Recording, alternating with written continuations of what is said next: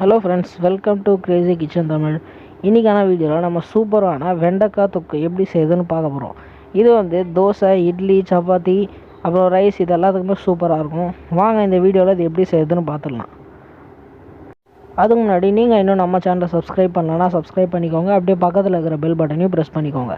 அப்போ தான் நாங்கள் அப்லோட் பண்ணுற வீடியோ உங்களுக்கு நோட்டிஃபிகேஷனாக வரும். ஓகேவா? வாங்க இப்போ இந்த வீடியோக்குள்ளே போகலாம். இந்த ரெசிபி செய்கிறதுக்கு நீங்கள் ஃபஸ்ட்டு ஸ்டவ் ஆன் பண்ணிட்டு அதில் ஒரு கடாய் வச்சுக்கோங்க.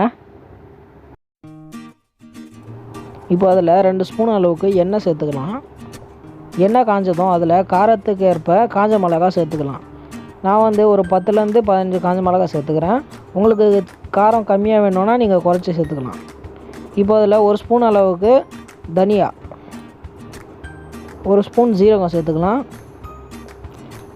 1 ஸ்பூன் அளவுக்கு வெந்தயம், இதெல்லாம் சேர்த்துக்கிட்டு நல்லா வறுத்துக்கிட்டு இப்போ இதை நம்ம தனியாக ஒரு பவுலுக்கு ட்ரான்ஸ்ஃபர் பண்ணிக்கலாம். இப்போ அதே கடாயில் 1 ஸ்பூன் எண்ணெய் ஊற்றிக்கோங்க.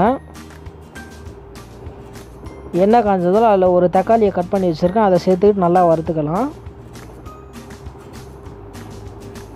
தக்காளியும் பார்த்தா நல்லா வதங்கிச்சு. இப்போ இதை வேறு பிளேட்டுக்கு ட்ரான்ஸ்ஃபர் பண்ணிக்கலாம்.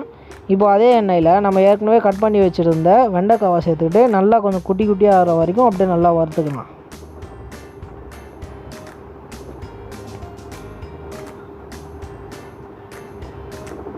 இப்போ கொஞ்சம் உப்பு சேர்த்துக்கோங்க.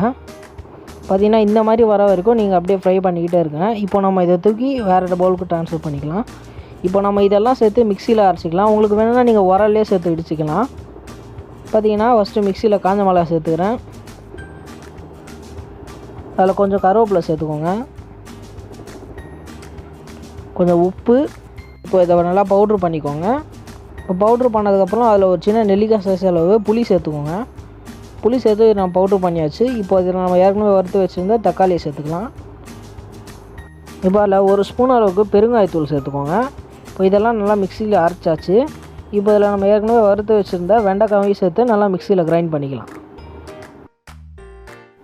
பார்த்திங்கன்னா நல்லா கிரைண்ட் பண்ணியாச்சு. இப்போ நம்ம வேறு பவுலுக்கு ட்ரான்ஸ்ஃபர் பண்ணிக்கலாம். இது வந்து உங்களுக்கு வேணும்னா நீங்கள் தாளிச்சிக்கலாம். எனக்கு தாளிக்க வேணாம், அதனால் நான் அப்படியே சேர்த்துக்கிறேன். நீங்கள் தாளித்தாலும் தாளிக்கலாம் நல்லாயிருக்கும். உங்களுக்கு வேணும்னா நீங்கள் தாளிச்சிக்கலாம். சூப்பராக இருக்குது. இது வந்து சூப்பராக இருக்கும். இது வந்து ஆந்திரா டிஷ். இது அவ்வளோதான் ஃப்ரெண்ட்ஸ், இந்த வீடியோ முடிஞ்சிடுச்சு. இந்த ரெசிபி ட்ரை பண்ணி பார்த்துட்டு எப்படி இருக்குன்னு கமெண்ட் பண்ணுங்கள். வீடியோ பிடிச்சிருந்தா லைக் பண்ணுங்கள், ஷேர் பண்ணுங்கள். நம்ம கிரேசி கிச்சன் தமிழில் சப்ஸ்கிரைப் பண்ணலன்னா சப்ஸ்கிரைப் பண்ணிக்கோங்க. தேங்க்யூ.